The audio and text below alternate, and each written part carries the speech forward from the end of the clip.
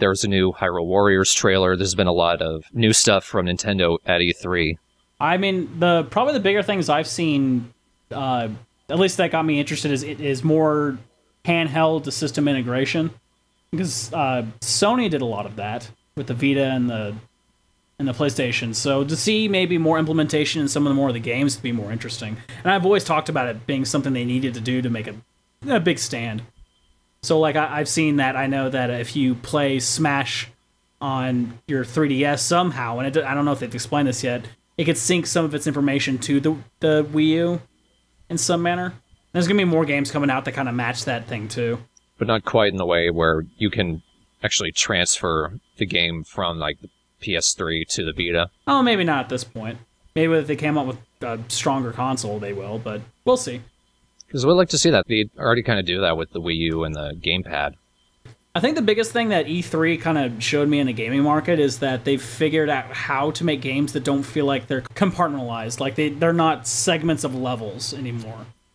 Biggest thing they pushed for the new Legend of Zelda trailer, even though what wasn't much shown, was it was an open world environment. Like, to really see what they kind of mean by that, I mean, I guess you travel an open world to get to the dungeons and things kind of interactively and seamlessly happen within this world, like weather changes and different things like that. It doesn't feel like you're leaving places and entering places. It's all part of one thing. Which is cool, because Zelda was like one of the forerunners of the open world. But none of the games since the very first has really matched that level of pure exploration. I think a lot of people are also freaking about The Legend of Zelda because apparently a lot of people are wondering if the character they see is actually Link. Well, Numa was just a troll about that anyway. Oh, yeah. It may not be Link. Well, I mean, it's a character wearing blue and using a bow and arrows instead of a sword, and that bow and arrow has some kind of like weird knife thing on it. Yeah. And the thing it's fighting is like some kind of automatized cannon weapon. It would be so awesome if that thing is that game's BMOS. That'd be interesting. Like, I watched that trailer. My rule when it comes to any game trailers, don't get excited. Just period. Don't let yourself get excited. I was watching that, having to repeat that to myself because, like, okay, I'm starting to get excited. Stop. Not sure what I think about the art style, though. The art style kind of reminds me of kind of a, maybe even a more cel-shaded version of Skyward Sword. Skyward Sword made it a little bit softer texture than, say, Twilight Princess did. Things were brighter and softer. It was definitely grittier when it went to that, so it kind of has that look. The environments look way different. The environments look incredible. Oh, yeah. It's more like, I'm just going to say it's Link at this point. His design, there's something kind of rough about it. And you can see they're playing with more of the emotions, at least in the trailer, like facial expressions and things like that. I'd like to think that maybe that thing you fought, I mean, it's probably just going to be a boss character. But one thing I kind of miss from certain games that have an open environment sort of thing is what Metroid Fusion did with their game. It's probably my favorite Metroid game, and I played a lot of them. Mainly because there was an enemy in the game you couldn't beat that would just show up at spontaneous times. I mean, the game, I guess there was some kind of a story-based element, but you'd run in this character where it wasn't your best interest to fight it, is to run away from it until you're strong enough to fight it. Oh, was it just X? Yeah, like, it was basically something that possessed your suit and had all of your powers before you lost your powers. So it was a much stronger version of you, and you couldn't stand and fight it or it would just kill you instantly. So it was a lot of times trying to avoid it or run it or block its path and things like that, and there's a intensity added to that. I know Resident Evil did it with Nemesis, a character you just couldn't beat and would show up, and it was just a big part of avoiding it. And just knowing there's a character that could just spontaneously show up and completely wreck you. In the Legend of Zelda kind of game, I think it would add more mortality to Link, because Link always kind of played off as that hero that was pretty much unstoppable. Mm-hmm. But that's just me wishing, and that's assuming nothing from the trailer, but... It's probably going to be a boss. Yeah, most likely. But I'm curious, because they showed, like, chasing across an open battlefield. Maybe, I guess, there's going to be more horse-based battling, which would be fun. The only thing with the trailer is it's not gameplay. Like, the cutscene was rendered in-engine, so that's how it's going to look, but that's not necessarily how it's going to play out. And you can tell that when trailers are like that, it's going to be a while before we see this game. Yeah. Now, Hyrule Warrior, I expect to see a lot sooner. They seem to be pretty close to finishing that. I mean, it's going to be one of those niche games that certain people like won't. It's a Dynasty Warriors clone, but I mean, well, it is Dynasty Warriors. Yeah, it's the same people. But it's just cool to be able to play as Legend of Zelda characters, and maybe they'll start showing more of them as the time approaches. It's starting to come closer to its release, but So far, they showed at least Zelda, Link. Oh, Midna was in it. That surprised me. I thought that was pretty cool. I'm mostly looking forward to playing as Impa, actually. Oh yeah, Impa looks really cool. Has like a big-ass katana thing going on. Yeah. But I thought the play as Midna was pretty cool. Also, Midna appears as an assist trophy in the new Smash Brothers too. And apparently he's really strong. I saw it during the tournament they did where it was like picking up enemies and throwing them across the stage and stuff, so I was like, that's pretty cool. Thing with Hyrule Warriors, I'm curious if they're going to even try to maybe find a way to squeeze it into the canon or just straight up admit, no, this is just a fuck around thing. This is just for fun. What I've seen, at least in the past, with some of the games that they've made, is that, like, for example, they've made a couple of One Piece variations with that sort of thing, where it's like, well, they could either cram it into the canon or make their own story. What they pretty much did is they kind of made up their own story, but like the first one, they were showing segments of like the other stories within it. So maybe they'll find a way to kind of make an abridged version of events in the past.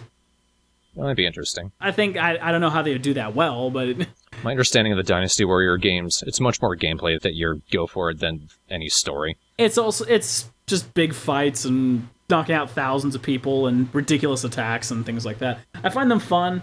I can only play them so many times though.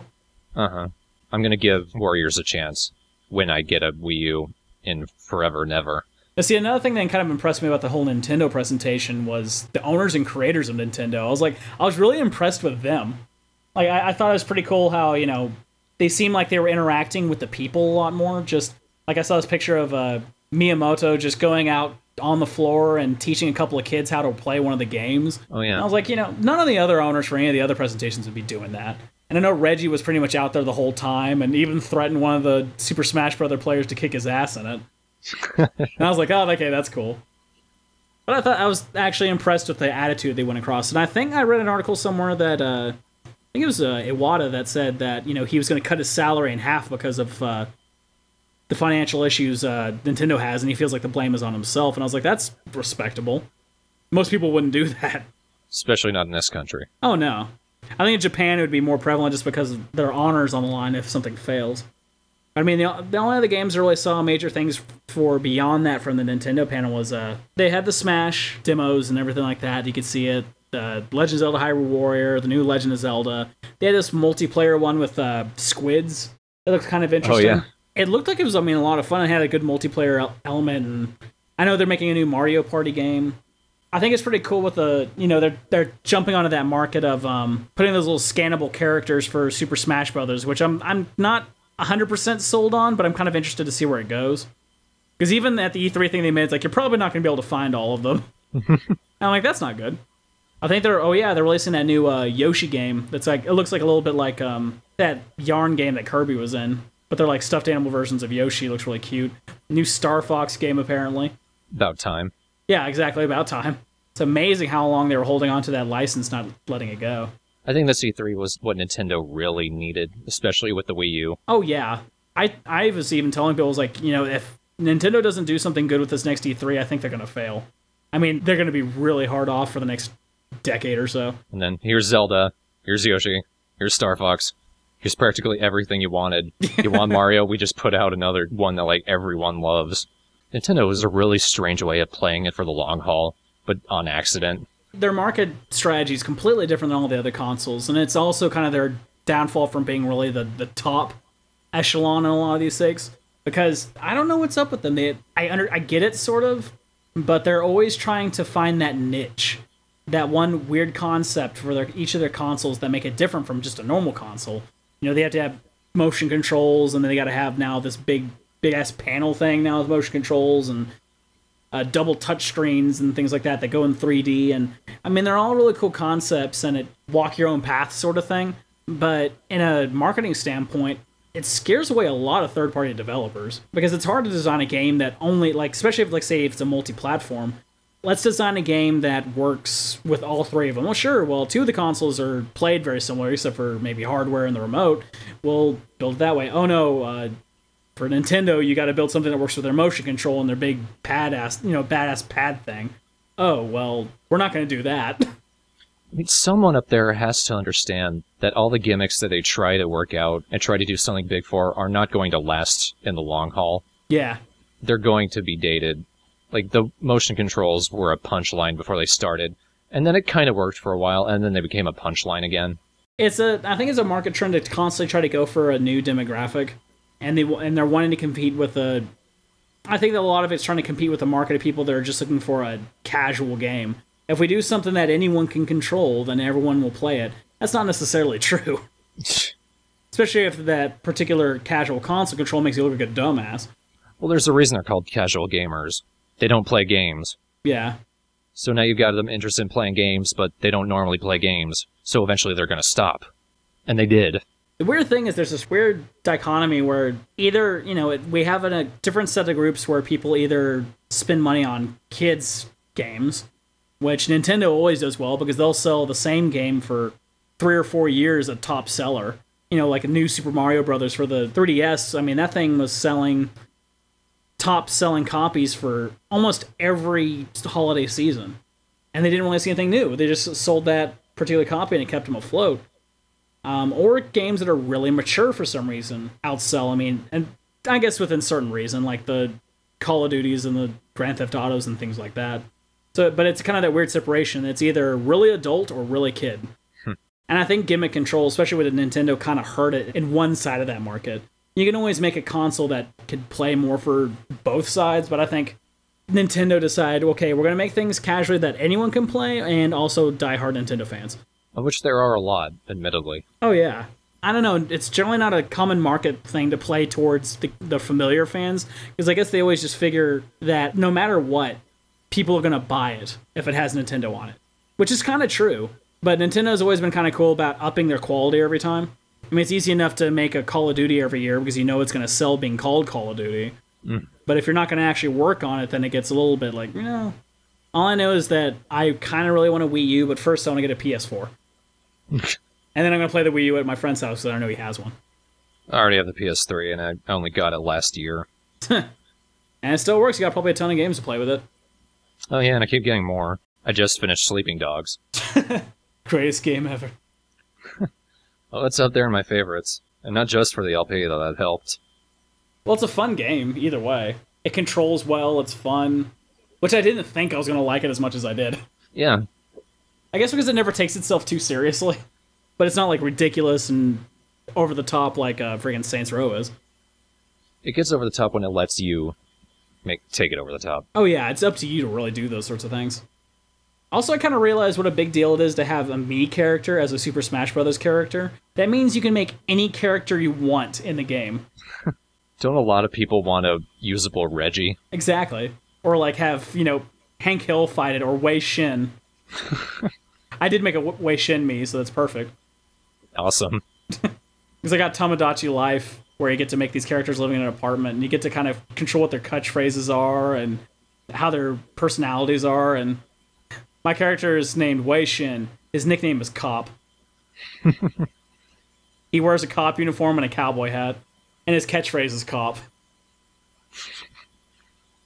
He knows what he is. Yeah, he does not deny it.